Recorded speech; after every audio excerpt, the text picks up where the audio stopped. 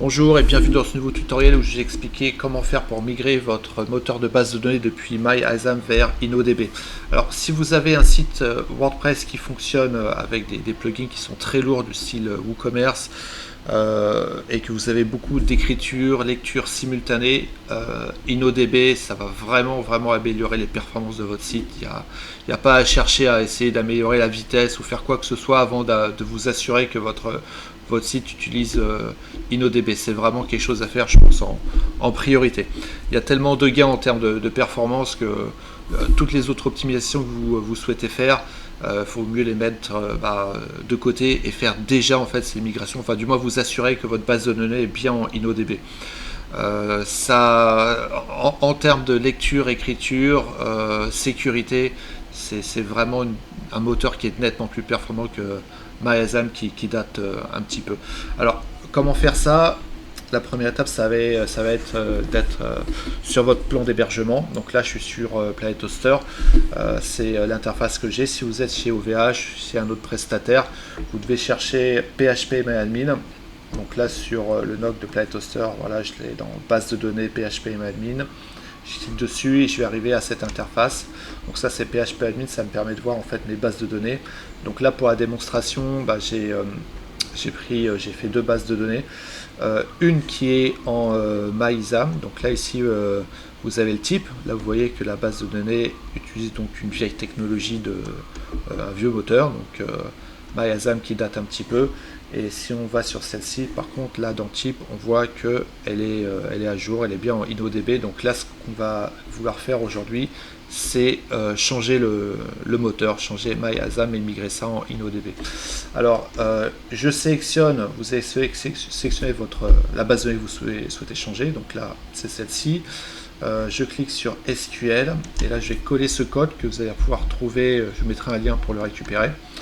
Une fois que vous avez collé ce code, là, vous allez changer ici là, le nom de votre base. Là, vous mettez le nom souhaité. Donc là, je vais faire, hop, je vais la récupérer ici.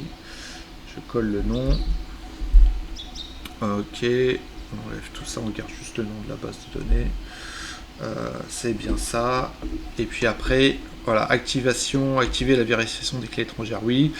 Vous avez cliqué sur exécuter avant de faire ça. Bien sûr, vous avez obligatoirement fait une sauvegarde de base de données et vous devez également demander bien entendu à votre prestataire, à votre hébergeur, si InnoDB est activé sur le plan d'hébergement.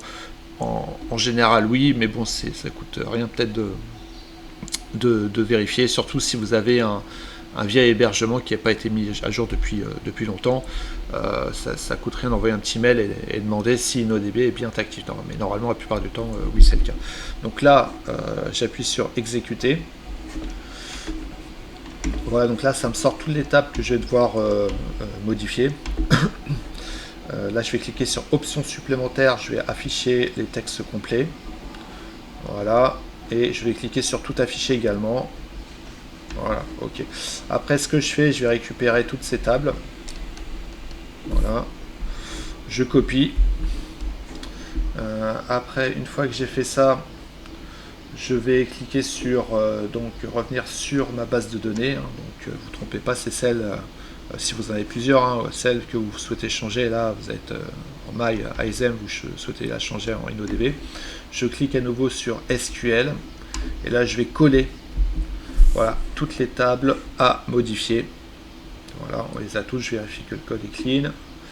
Ok, et là je vais cliquer sur exécuter. Alors attention, si vous avez, s'il s'agit vraiment d'une grosse base de données, il est préférable de le faire en plusieurs étapes. C'est-à-dire vous allez par exemple prendre quelques tables, les faire, puis après faire la suite, etc. Là c'est une petite base de données, donc je ne vais pas avoir de timeout. Mais si jamais vous avez une base qui fait plusieurs centaines de mégas, il est préférable de le faire en étape de morceler en fait ce travail de conversion. Alors je vais cliquer là sur exécuter. Alors là ça va prendre un petit peu de temps, faut pas être pressé, c'est le moment de prendre un petit café. Ça prend, c'est en fonction, c'est vraiment en fonction de la taille de votre base de données. Si vous avez une petite base de données, ça va prendre quelques minutes. Si elle est plus importante, ça peut prendre, on va pas dire 1 heure, mais ça peut prendre un temps nettement plus important. Il ne faut pas être pressé, laisser le script travailler. Et normalement, ça devrait être bon d'ici quelques secondes.